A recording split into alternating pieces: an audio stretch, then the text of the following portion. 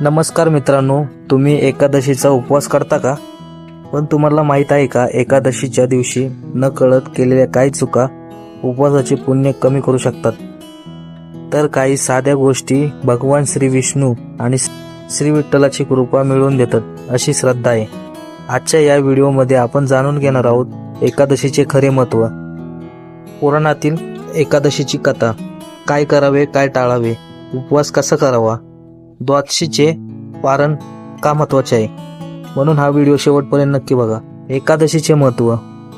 हिंदू पंचांगानुसार प्रत्येक महिन्यात 2 एकादशी, पद्मपुराण आणि स्कंदपुराण आणि इतर वैष्णव परंपरांमध्ये एकादशीचे मोठे महत्त्व सांगितले आहे.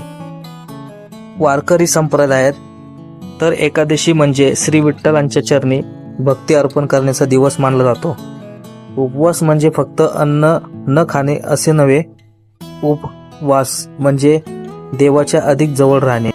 पुराणातील एकादशीची कथा. धार्मिक परंपरेनुसार एकदा मुरासूर नावाच्या राक्षसाने देवांना त्रास दिला. श्री भगवान त्याच्याशी युद्ध करत होते. काही काळ विश्रांती घेत असताना मुरासुराने त्यांच्यावर आक्रमण करण्याचा प्रयत्न केला. तेव्हा भगवानाच्या दिव्य शक्तीतून एक तेजस्वी देवी प्रकट झाली. त्या देवीने मुरासुराचा वध केला. भगवान विष्णूंनी तिला वर मागण्यास सांगितले. देवी म्हणाली, माझ्या दिवशी जो श्रद्धेने उपवास करेल त्याला तुमची कृपा लाभो. भगवानांनी तो वर दिला. त्या दिवसाला एकादशी असे नाव मिळाले, अशी धार्मिक परंपरा सांगते.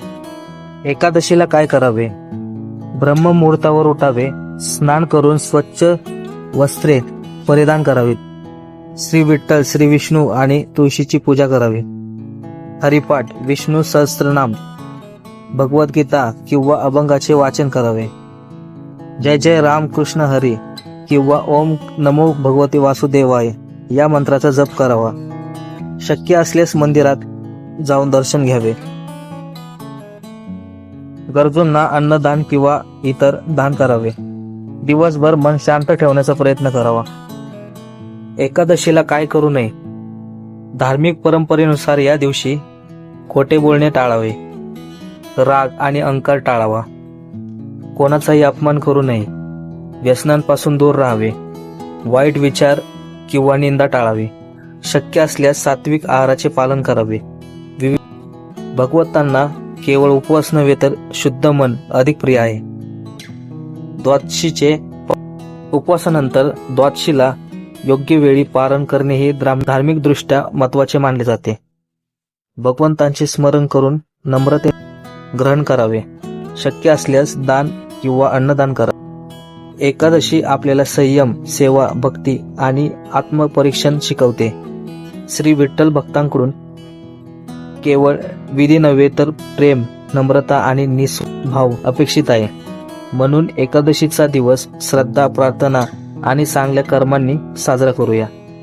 जर हा व्हिडिओ आवडला असेल तर व्हिडिओला लाईक करा, आपल्या कुटुंबाला आणि मित्रांसोबत शेअर करा आणि यस लॉर व्लॉगला चॅनल सबस्क्राईब करायला विसरू नका.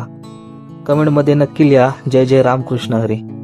आपल्या सर्वांवर श्री विठ्ठल आणि रखुमाईची कृपा सदैव राहो. जय हरी विठ्ठल.